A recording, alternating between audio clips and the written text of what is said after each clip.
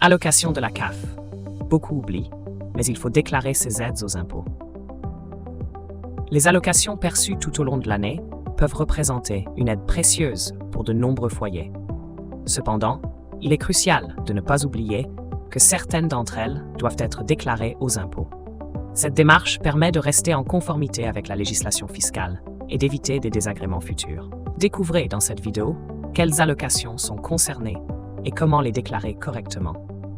Une bonne gestion de ces informations peut faire toute la différence lors de votre prochaine déclaration fiscale.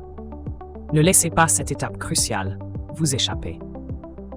Non-imposition des aides sociales. Les aides versées par la Caisse d'allocation familiale CAF échappent généralement à l'impôt, une spécificité encadrée par le Code général des impôts. En effet, ces prestations sont considérées comme des revenus de remplacement ou de soutien social et ne sont donc pas soumises à l'imposition sur le revenu. Parmi les aides concernées, on retrouve notamment l'allocation de rentrée scolaire, le RSA, revenu de solidarité active, et les allocations familiales.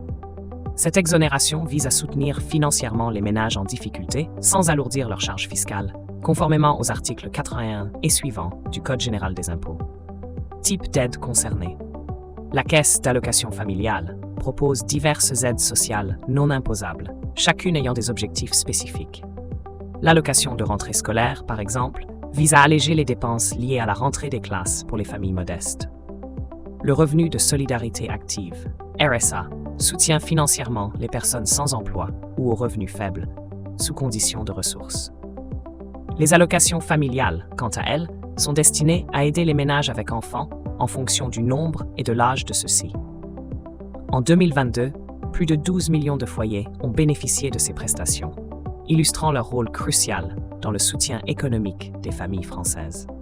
Il y a aussi différentes indemnités, comme celles accordées temporairement en raison d'une inaptitude, celles qui sont issues d'un contrat d'assurance dans le cadre d'un régime complémentaire de prévoyance facultatif, celles qui sont perçues suite à une contamination à l'amiante ou leurs ayants droit, etc.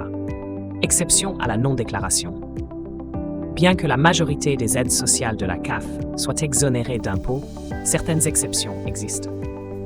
Par exemple, les sommes reçues en compensation d'une perte de revenus suite à une invalidité, la maternité ou la paternité, la perte d'emploi, etc. De même, les allocations chômage et les indemnités journalières perçues sont imposables sous certaines conditions. Pour vérifier si une aide doit être déclarée, il est recommandé de consulter le site officiel des impôts ou de se référer aux notices explicatives fournies par la CAF. Ces informations permettent aux bénéficiaires de s'assurer qu'ils respectent leurs obligations fiscales, tout en bénéficiant des soutiens sociaux disponibles.